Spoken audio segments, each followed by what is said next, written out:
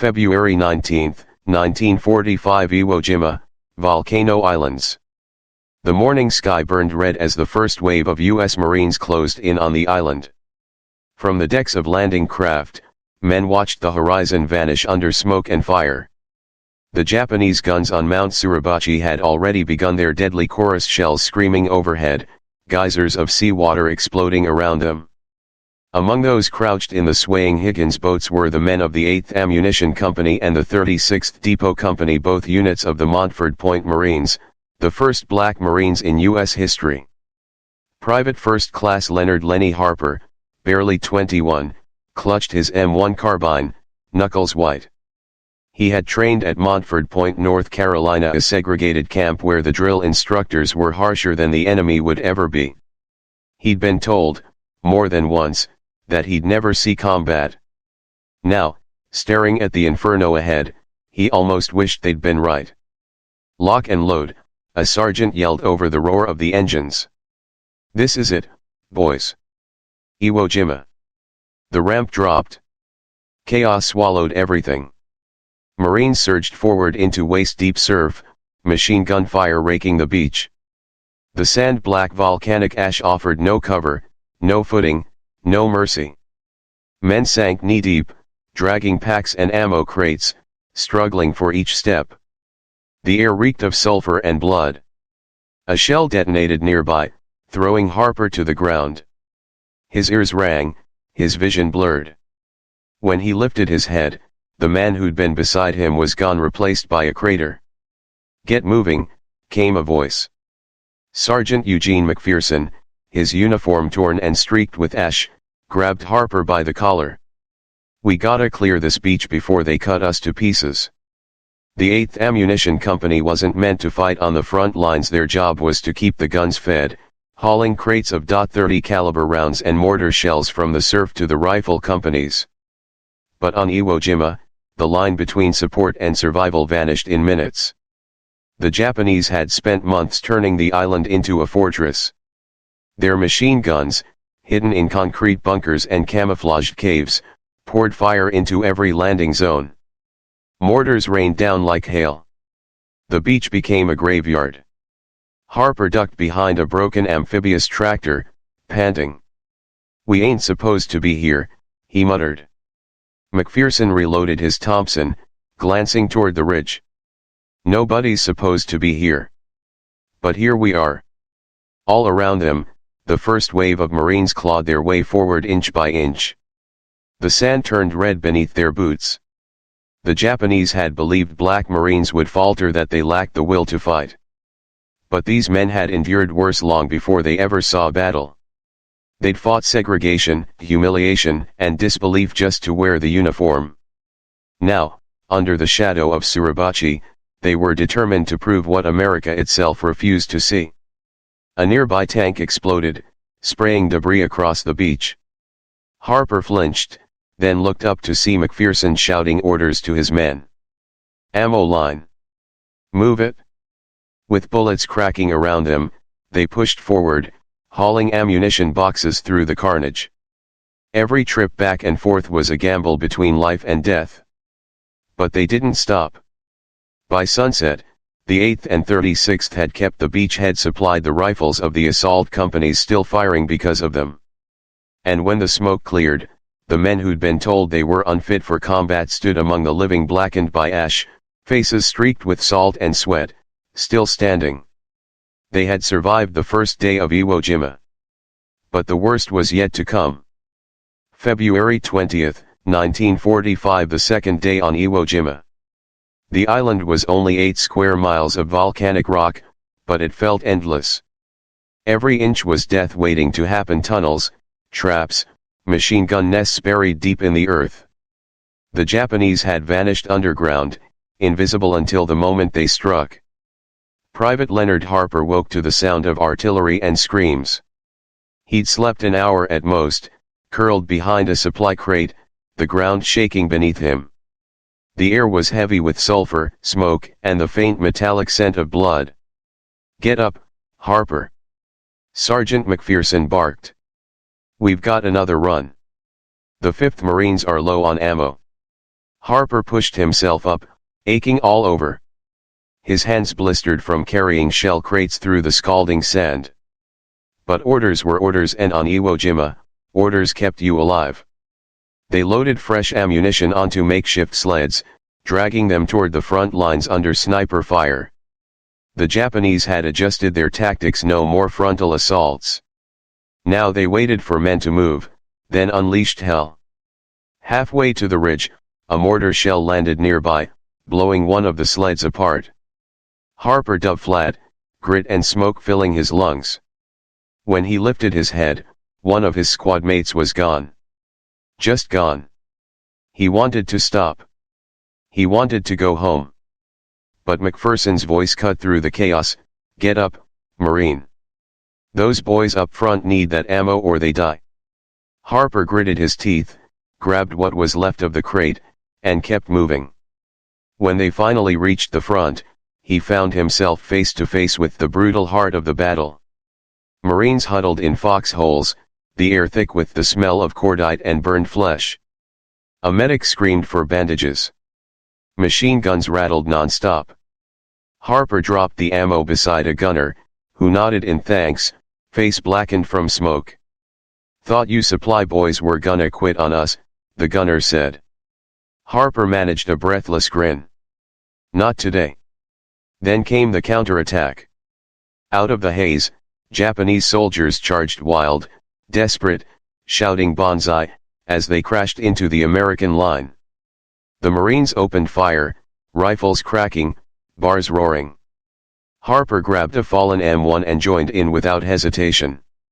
He fired until the barrel steamed. The men beside him, black and white, fought shoulder to shoulder, distinctions gone, survival the only thing that mattered. When the assault finally broke, the ground was littered with bodies. Harper's ears rang, his throat burned from smoke. He sat down hard, staring at his trembling hands. McPherson clapped him on the shoulder. "Now you see it, son. They said we couldn't fight. I say they ain't seen nothing yet." That night, under a blood-red sky, the Montford Point Marines dug in beside the rifle companies. They weren't just hauling ammo anymore, they were part of the fight. Word spread through the beachhead: "Those colored boys. They're holding the line." Even as exhaustion clawed at them, even as shells rained down, they refused to yield. They'd been sent here to prove themselves. But by the end of that second night, it was clear they didn't have to prove anything to anyone anymore. They were Marines. February 23, 1945, Iwo Jima, the third day of hell. The morning broke under a ceiling of gray smoke. The island trembled from constant bombardment: artillery, naval guns, flamethrowers clearing pillboxes one by one. But still, the enemy didn't surrender. From tunnels deep beneath the surface, they struck and vanished again like ghosts. Private Harper's unit had been ordered to move up behind the 28th Marines, near the base of Mount Suribachi, the volcanic giant that loomed over the island like a god of war. The mountain spat fire and lead from its hidden caves. As Harper and Sergeant McPherson crawled through the black sand, bullets hissed overhead. Mortar blasts threw ash in all directions, coating their skin in soot. Every few yards, they'd find a crater filled with bodies, men from units that had charged before them. "Keep low," McPherson growled. "They've got the whole damn slope zeroed in." A nearby flamethrower unit ignited a cave, a jet of fire roaring into the darkness. The explosion that followed shook the ground. When the smoke cleared, Harper saw movement: Japanese soldiers, their uniforms scorched, still fighting, clawing out of the rock. He didn't hesitate. His rifle bucked in his hands, shots echoing against the cliffs. McPherson joined him, the two men firing in tandem until the figures went still. "Nice shooting, Harper," the sergeant said, reloading. "Didn't think they taught that back at Montford." Harper gave a dry laugh. "They taught us to survive, Sarge. Guess that's enough." By noon, the Marines had reached the lower ridges of Suribachi. The air burned with the stench of oil and death. A squad from the 36th Depot Company arrived with supplies hauling mortar rounds, flamethrower tanks, and water under relentless sniper fire. As they worked, a lieutenant shouted, "We're raising the flag up top. Keep the pressure on." Harper squinted toward the summit. Amid the smoke and chaos, tiny figures were climbing, flag in hand. He didn't know their names, didn't see the cameras waiting below. But he felt something stir in his chest: pride, disbelief, maybe hope. Then the Japanese counterattack came. Grenades rained down from the caves above, explosions cascading through the ravine. Machine guns opened up again, cutting through men like wheat. The flag disappeared behind smoke. McPherson was hit, blood soaking his sleeve. "Keep going," he shouted, shoving Harper forward. "Don't stop for me." But Harper refused. He grabbed the sergeant's arm and dragged him behind a rock, firing bursts toward the ridge. His magazine clicked empty. He reloaded and kept shooting. A grenade landed beside them. Harper dove on McPherson, the blast knocking them both flat. His helmet clanged, his ears went silent. When the dust cleared, he was still breathing somehow. Minutes later, the tide turned. A fresh wave of Marines poured in, clearing the bunkers one by one. When the last Japanese gun fell silent, the flag rose again over Mount Suribachi, the stars and stripes waving against the smoke-filled sky. Every Marine on the island, white, black, broken, bleeding, stopped and looked. Some cheered, some cried. Harper just stared, tears cutting streaks through the soot on his face. For him, the flag wasn't just America's victory. It was their victory, the Montford Point men who'd been told they would never belong. Under that flag, they had fought, bled, and proved beyond question that courage has no color. March 1, 1945, Iwo Jima was still burning. The flag flew proudly atop Mount Suribachi, but the fighting was far from over. North of the mountain, Japanese resistance remained fierce. Miles of tunnels, caves, and gun positions still manned by soldiers who refused to surrender. The 8th Ammunition Company and 36th Depot Company, the Black Marines who had landed under fire on day one, were now scattered across the island, supporting exhausted rifle units, carrying wounded, and holding defensive lines when others fell back. Private Leonard Harper's uniform was more ash than fabric. His face was hollow, his eyes sunken, but he was still moving, always moving. He had lost count of how many days it had been since he'd slept. Every hour was a blur of explosions and smoke.